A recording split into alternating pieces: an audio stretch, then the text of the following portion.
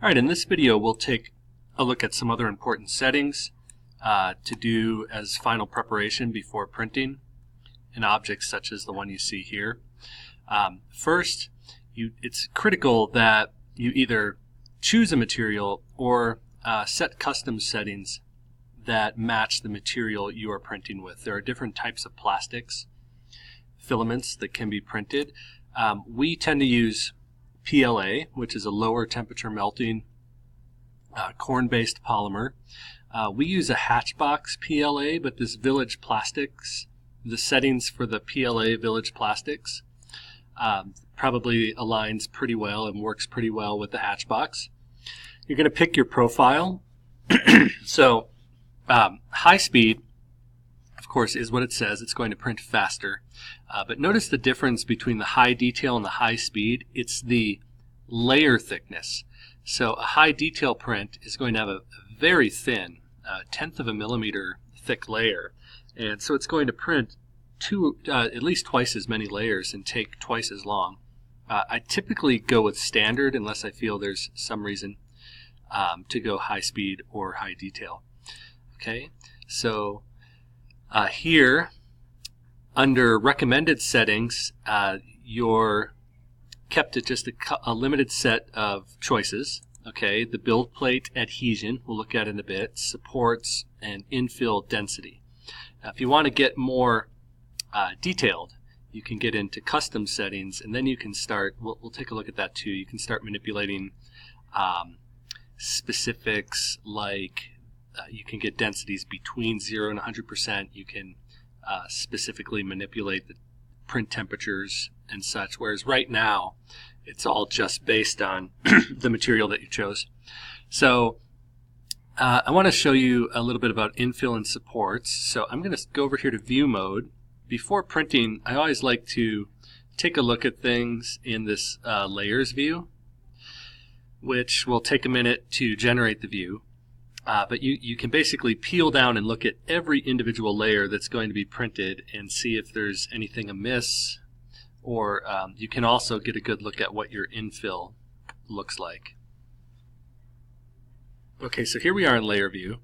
And the first thing you'll notice is that some things show up now that you weren't seeing earlier. Like in blue here, you see the supports. So CURA knows that it can't print over this gap, it can't bridge this gap, so it's going to have to build up layer by layer. Supports under the top of this, and also supports to support these cylinders protruding from the side. You see in the vertically oriented piece that the only place support is needed is under these cylinders. Okay, there's no support required to fill this in because it can print these layers and there's no top to put over the top of it.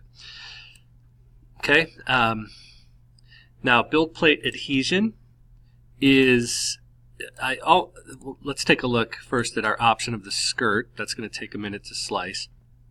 But I always like to use at least a skirt. The skirt doesn't necessarily help the piece stick to the build plate, but what it will do is the first thing the printer will do is lay down a couple of beads on the build plate around your print, and that will make sure that everything is extruding properly before it starts to print. If you jump straight into the print and it takes a little bit to start extruding properly, then you're going to miss part of your print.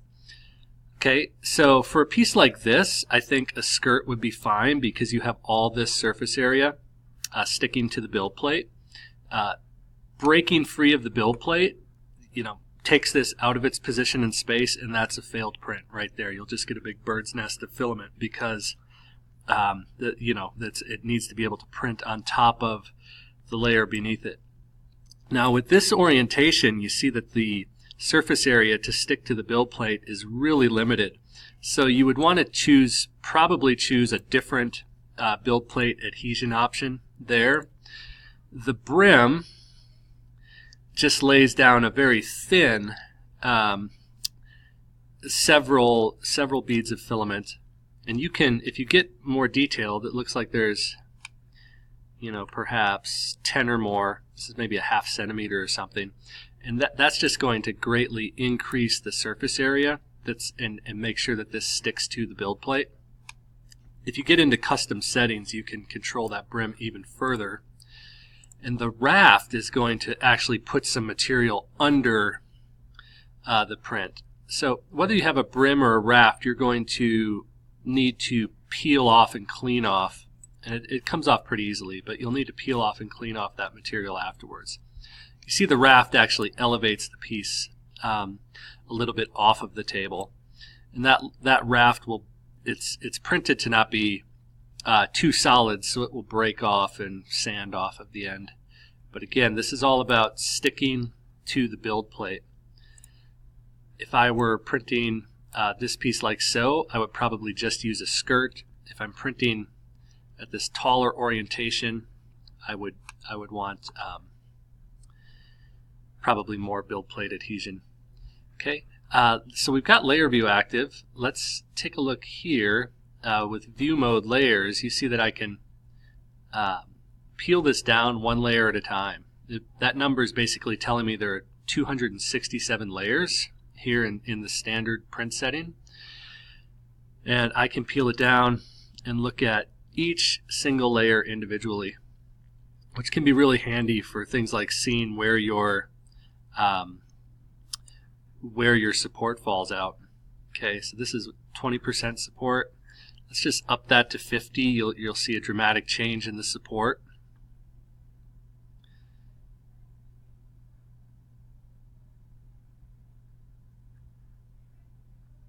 Okay, so now you can see how changing to 50%, that's going to increase the strength, though typically I often print at about 20% infill. Typically these PLA pieces are strong enough just with the outer walls and a little bit of infill.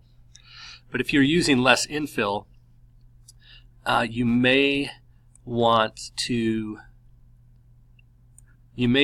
choose to move pieces around and really control where the infill falls out in the hollow places of your print. As a general rule, you don't want to print things solid anyways, because there's a lot of heat involved and things will warp when you just have one thick bit of solid, previously melted plastic. So that's the layer infill. You can see the support being generated there, one layer at a time. This blue will all break out of here pretty easily. And that about covers it. I think we'll show just how to get this to the printer now.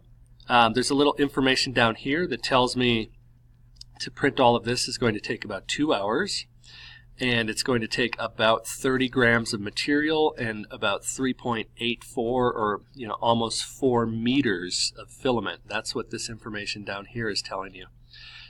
So as you make changes to infill and support or profiles, you can see that some of this information will change also. Now the last thing I'm going to do is insert an SD card into the laptop slot. You'll notice when the SD card is inserted that save to drive changes to save to removable drive. I click save to removable and eject so I can remove that SD card, take the SD card over to the printer, and these are ready to go.